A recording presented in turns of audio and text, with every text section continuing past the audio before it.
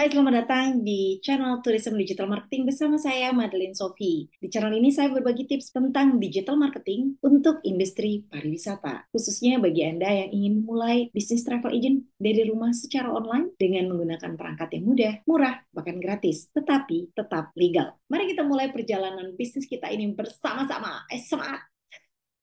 Oke, kita mulai.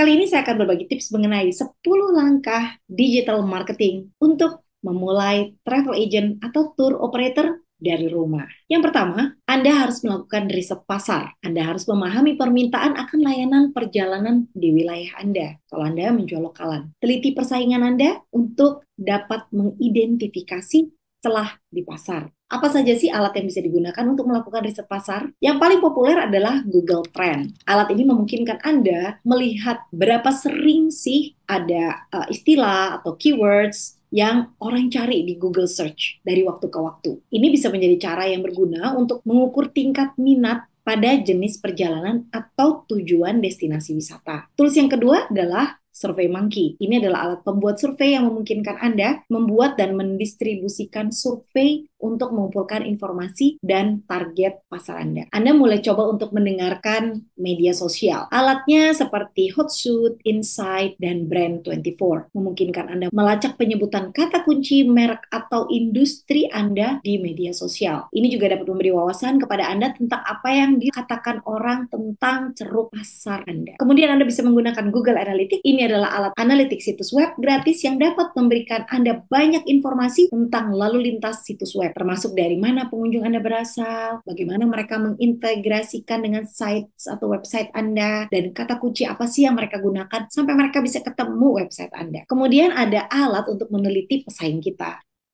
Alat ini adalah SimilarWeb dan SEMrush yang dapat membantu Anda memahami bagaimana sih kinerja pesaing Anda dalam hal traffic atau lalu lintas di dalam peringkat mesin pencari atau iklan. Anda juga bisa menggunakan Google AdWords Key Planner. Ini adalah alat gratis yang disediakan oleh Google yang memungkinkan Anda untuk meneliti keywords atau kata kunci dan mendapatkan ide dan kata kunci baru yang terkait dengan niche produk Anda. Semua alat ini adalah mudah dan murah untuk digunakan dan dapat memberikan informasi berharga yang dapat membantu Anda membuat keputusan tentang bisnis dan strategi pemasaran Anda. Langkah kedua, pilih ceruk atau niche atau ceruk khusus, yaitu jenis layanan perjalanan untuk dijadikan spesialisasi. Jadi Anda pilih apakah Anda ingin membuat produk perjalanan mewah atau luxury tour, atau perjalanan petualangan, adventure, ataukah paket yang dibuat memang khusus untuk corporate gathering,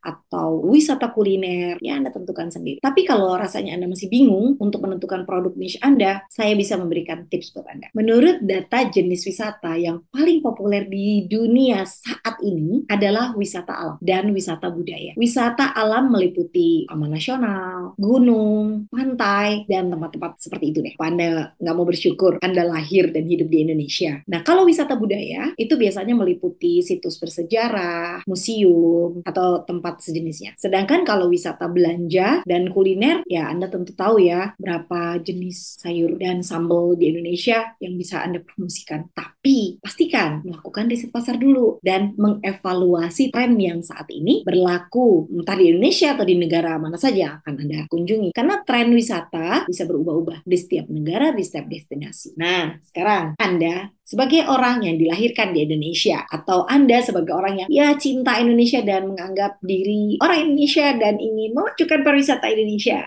Wisata apa sih yang paling diminati di Indonesia? Wisata yang paling diminati di Indonesia adalah wisata alam, wisata budaya, wisata pantai. Karena pantai di Indonesia, wow, ya, beberapa destinasi yang paling populer di Indonesia termasuk Bali, Lombok, Raja Ampat, Labuan Bajo, dan Wakatobi. Kalau wisata budaya di Indonesia yang cukup populer adalah seperti Jogja, Borobudur, Prambanan. Sedangkan untuk wisata kuliner yang cukup diminati di Indonesia itu jenis makanan khas ya. Di setiap daerah di Indonesia tuh punya makanan khas. Kalau Anda rasanya ingin membuat wisata adventure yang tren itu tergantung dari situasi yang ada di negara tersebut. Misalnya, kalau wisata gunung, orang bisa trekking kah, pendakian kah, camping kah. Kalau wisata air itu biasanya orang akan rafting, snorkeling, diving. Kalau wisata alam ini juga menarik, bird watching, karena burung di Indonesia itu bagus-bagus banget. Safari, eksplorasi hutan, ya hutan-hutan di Indonesia itu masih menyimpan banyak rahasia. Kemudian wisata olahraga adalah running, cycling, mendayung. Wisata ekstrim juga menjadi salah satu pilihan, seperti skydiving, bungee jumping, paragliding. Kalau wisata selancar seperti longboarding, skateboarding, downhill, wisata off-road, motor off-road seperti enduro, motocross, trail. Kalau wisata urban adalah parkour, graffiti, street art. So, Anda pilih niche Anda. Langkah yang ketiga, buat rencana bisnis. Jadi kalau Anda sudah tentukan semuanya, Anda sudah melakukan riset, Anda sudah menentukan produk apa yang akan Anda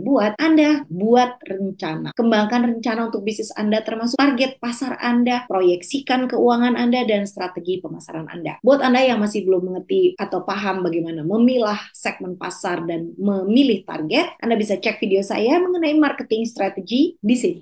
Langkah yang keempat, dapatkan lisensi atau perizinan. Ini penting karena kalau Anda ingin menjadi besar, Anda harus legal. Anda harus mampu menunjukkan bahwa Anda adalah travel agent yang dapat dipercaya karena Anda diakui oleh negara. Dan juga jangan lupa untuk membeli asuransi karena di dalam bisnis kita nggak tahu apa yang terjadi, Anda bisa coba untuk siapkan asuransi. Langkah kelima, Anda bisa mulai membuat kantor di rumah Anda. Buat ruangan khusus di rumah Anda untuk bisnis Anda, ya termasuk meja, komputer, telepon. Untuk Anda yang kayaknya kamarnya kecil gitu di rumah. Bagaimana caranya? Saya punya tips buat Anda. Bagaimana caranya menyulap ruangan yang kecil menjadi kantor rumahan. Yang pertama, walaupun tempatnya kecil, Anda punya sinar yang cukup terang. Kalau bisa, sinar alami dari luar. Juga bisa didukung oleh lampu dari dalam. Kemudian, coba gunakan meja kerja. Jangan gunakan meja tamu atau meja makan. Tapi Anda biar merasa bahwa Anda bekerja, Anda gunakan meja kerja. Jadi, kalau memang kamarnya kecil ya, Anda gunakan meja kerja yang kecil. Dan kalau misalnya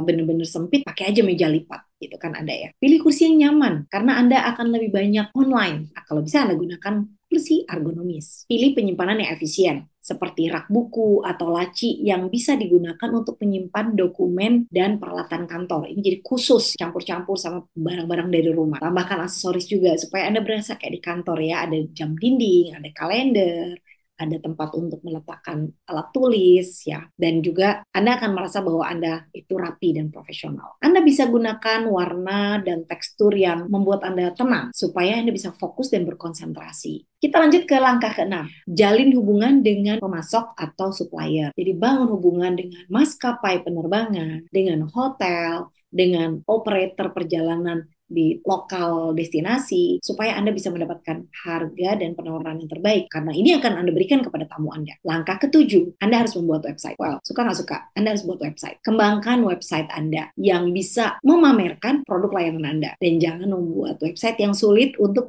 dibuka oleh klien Anda. Mungkin ada yang tanya, kenapa mahal? Oke, ya ada yang mahal kalau Anda memang mau yang mahal, tetapi kalau Anda ingin membuat sendiri, ada banyak website yang murah dan gratis. Bisa Anda buat sekalipun Anda gaptek. Satu, Wix, website yang menyediakan berbagai pilihan template yang dapat diubah sesuai dengan keinginan Anda. Tinggal drag and drop aja. Dan juga dia memiliki SEO yang baik. Weebly, dia juga menyediakan fitur drag and drop dan template yang bisa disesuaikan. Dan ini bisa diintegrasikan dengan e-commerce. WordPress.com, website yang menyediakan berbagai template yang dapat disesuaikan. Ada fitur SEO-nya juga dan bisa terintegrasi dengan e-commerce. Yang berikut adalah Google Site. Nah, ini gampang sekali ya. Anak-anak masih SD juga sudah bisa pakai nih Google Site ya. Website ini dikembangkan oleh Google yang sangat mudah digunakan dan dapat diintegrasikan dengan aplikasi lain milik Google juga. Jadi seperti ada Google Drive, bisa sambung-sambung dan bisa diakses oleh siapa saja yang memiliki. Jadi semua website tersebut memiliki versi gratis, tapi ada berbayarnya juga. Jadi pastikan Anda membaca peraturan dan keterbatasan dari versi gratis yang ditawarkan. Langkah ke-8, gunakan media sosial. Oh ya, gunakan platform media sosial seperti Facebook, Instagram, dan Twitter untuk mempromosikan bisnis Anda agar Anda dapat berhubungan dengan klien potensial Anda dan berbagi tips mengenai inspirasi perjalanan. Langkah ke-9, kembangkan jaringan Anda. Hadiri dong acara-acara yang diselenggarakan oleh industri perjalanan wisata dan acara networking untuk bertemu dengan agen perjalanan lain dan supplier lain. Dan tentunya untuk tetap mengikuti perkembangan tren dan berita terkini mengenai kegiatan wisata. Langkah yang terakhir, langkah ke-10, mau tetap berhubungan dengan klien Anda setelah perjalanan mereka usai. Minta umpan balik dan ulasan supaya layanan Anda bisa Anda tingkatkan. Dan ini bisa menarik pelanggan yang baru. Minta mereka buat review, tahu mereka cerita di Instagram mereka. Tips dari saya pada saat Anda meminta umpan balik, mintalah mereka memberikan masukan atau advice. Baik, demikian 10 langkah digital marketing untuk memulai travel agent atau tour operator Anda dari rumah. Kalau Anda merasa bahwa video kali ini bermanfaat untuk Anda dan Anda suka, Anda bisa klik like. Dan kalau Anda belum subscribe, silakan subscribe dan klik di bell supaya Anda mendapatkan informasi apabila saya mengupload video yang baru. Terima kasih, sampai jumpa.